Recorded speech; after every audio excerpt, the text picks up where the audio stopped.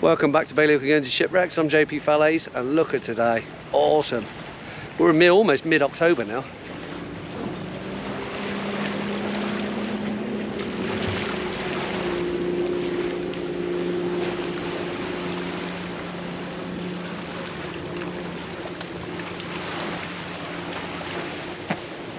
Can't wait to get out there. It's been a couple of weeks since I've gone because last Saturday was bad weather, but we're going to definitely make up for it today.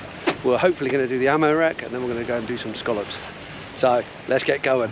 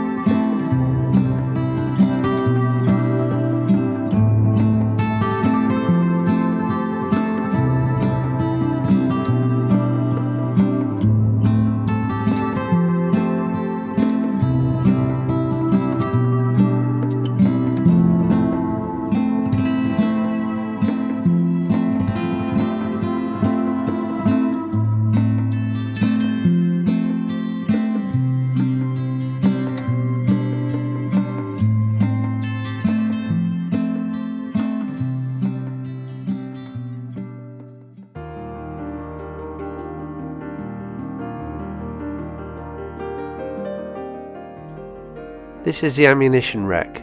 That's not its real name, that's just a nickname. Her real name is the Dr. Rudolf Waffendorf, and it was sunk on the 24th of July 1944. She was bombed and sunk by our Allied aircraft.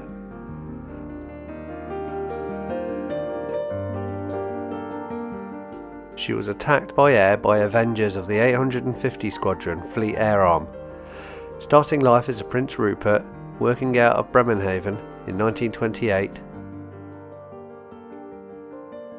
In December 1939, it was taken over by the Kriegsmarine and armed for use as a light escort and patrol vessel. On July 1944, the V209, which was the number she was assigned as a patrol vessel, was escorting a supply convoy into St. Peter Port Harbour when it was attacked by Avengers of the 850 Squadron Fleet Air Arm. She's now upright and complete, laying on a slope less than 0.5 miles from St. Peter Port Harbour.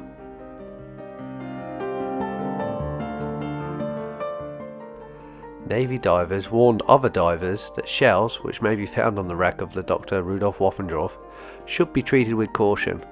They are dangerous, and if they are hit, they probably will explode.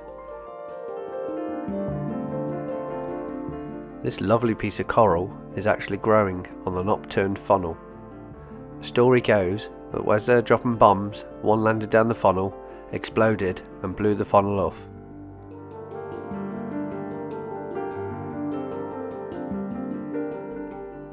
This wreck can be full of life sometimes, but today it's very silty. But then again, we are on huge tides.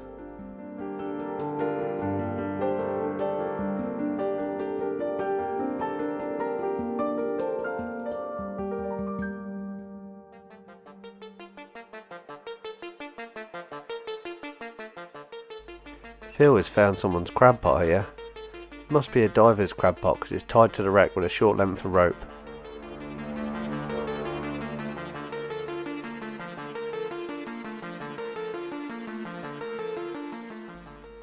It's definitely been put there on purpose. There's loads of stuff in it. There's 2 large shankers and a medium-sized lobster. Obviously they didn't want anyone to get in and open the door because it's even cable tied closed, as you can see on the end near that blue clip. Just down the back there's a huge Ballon wrasse trying to get some sleep.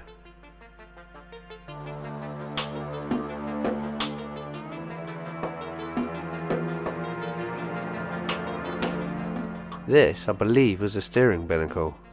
Probably would have been one either side of the boat. At the bottom of this tube would have been chains, which went down to probably cables.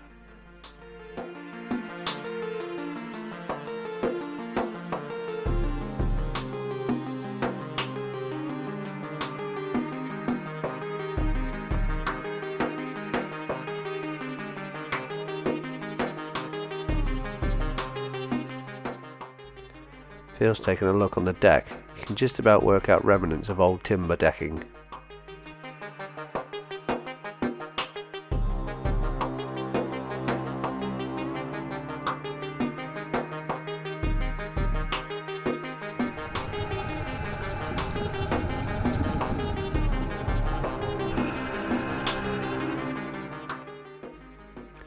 Orange is the second colour to get lost at depths in water. Check out the difference.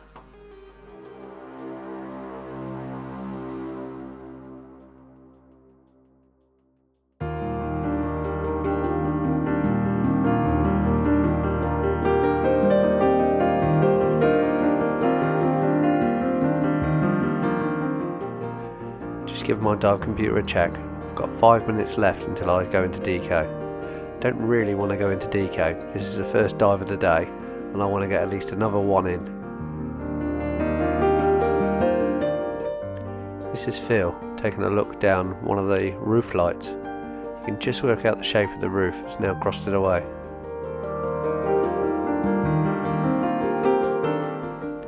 It's a baby lobster trying to get a bit of cover.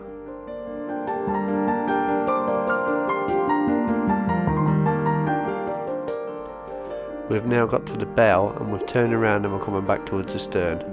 We've just passed the first front hold. Now we're going towards what would have been the superstructure. This is what she used to look like. We're currently behind the large mast.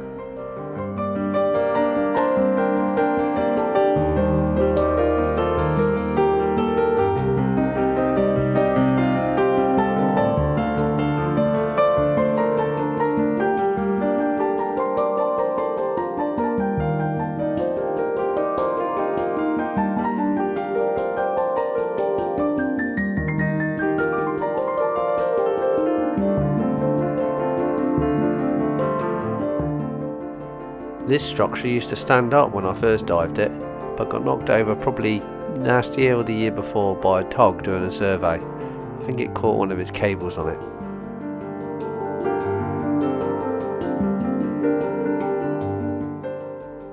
All this has recently moved also, because this staircase used to be at a 45 degree touching the deck.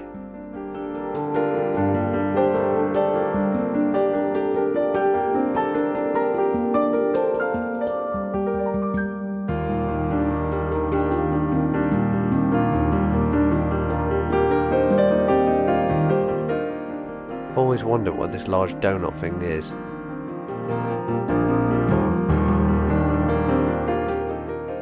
We're now just forward of the engine bay.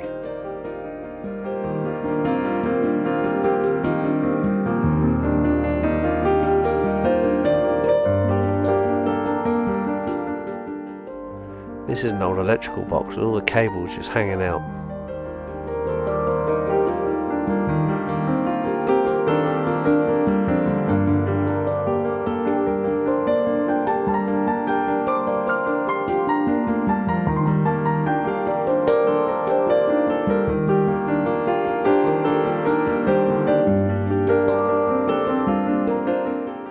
Here is our engine, and this is some pulleys of some sort, resting on top. This seems to have all silted out now, so somewhere there's a plate missing, and the tide's managed to wash through it and pull out all the silt.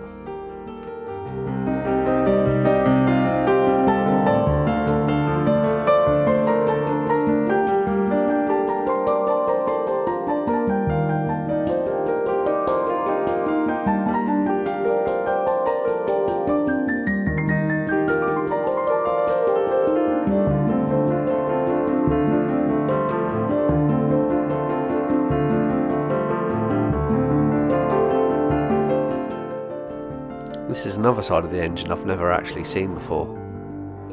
You can even see Bakelite switches, these white things to the left.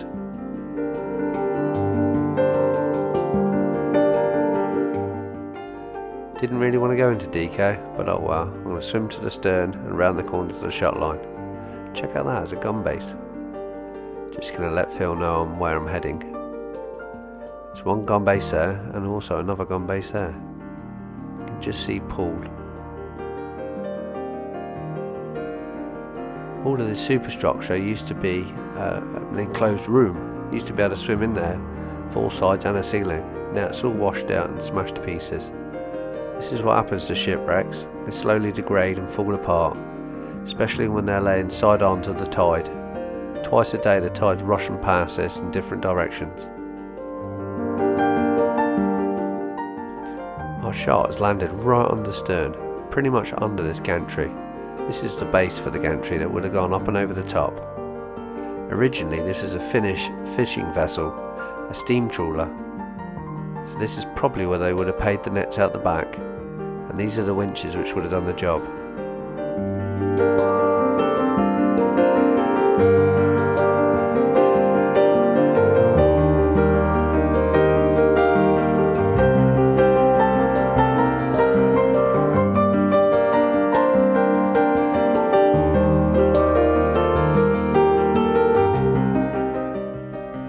I can't help but think of all the men that were lost on this shipwreck. There's 26 men all in all lost.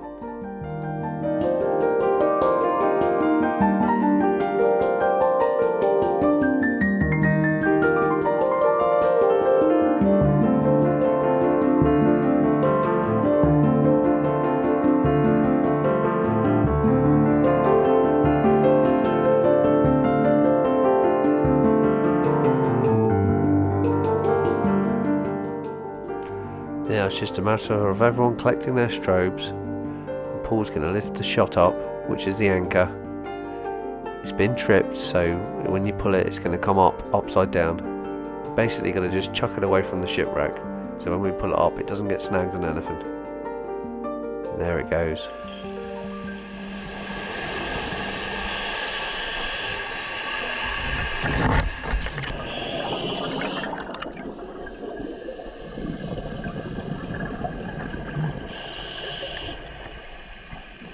Now we're just going to slowly come up. I'm going to do a 1 minute stop at 3 meters.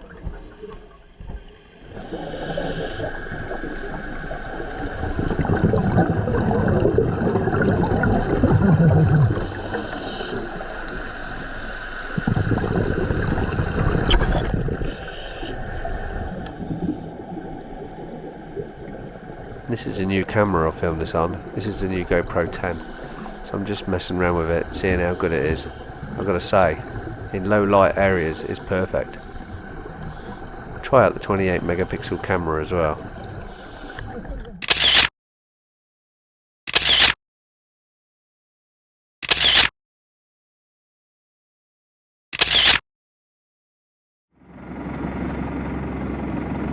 Richard's on his way up.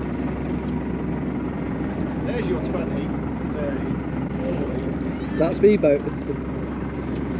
Oh, she's jumping. Brown pants, baby. Yeah. And then he'll be weeing blood for 2 days.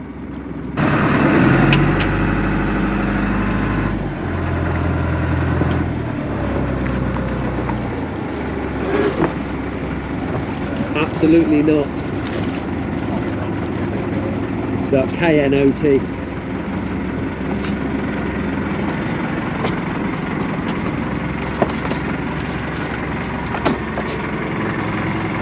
How's the captain done? No, he's done alright. You know, he's going to show us up as usual. Yeah, he will. Yeah, he always shows us up. You're going to take Makes us us look like amateurs. Oh, it's a bit gloomy. It is a bit gloomy. It is a bit gloomy down at that. The sun is shining on the righteous, but it's still a bit gloomy down there. What's the scallop count like? Good or bad? Bad. So that's only 8 dozen. I want to get my lobster. Did you get a lobster? No, because my dust cloud covered Oh. hidey hole. I had the tool to get him out. Was that your special hidey So he hole? lives another day. Oh well, I'm sure you'll get him tomorrow. Come Christmas. There we go, Edwin. Deep on for Christmas. There we go.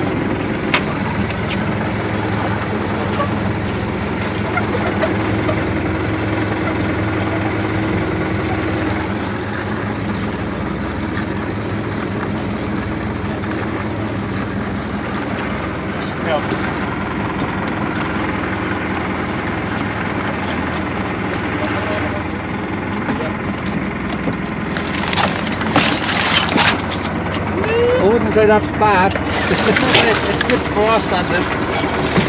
Eh? It is good. For our standards. Paul's on the scoreboard, he got one off the ammo Yeah, wreck. he's there, he's one up. Radio the harbour, just let them know we're finished.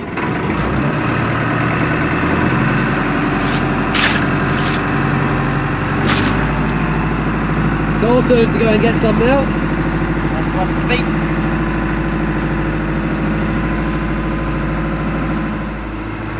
We're going up north.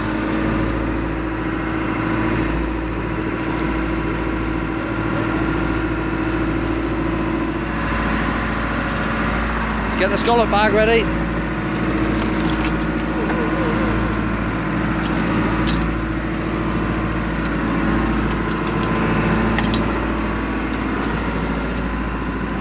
Tools of the trade. Custom reel, bit of aluminium that's put on the back. I don't like the plastic foldy handles that they normally snap. That's my version. My version. Yeah, Phil's version. Done me 30 years that one. Still haven't worn out the bottom.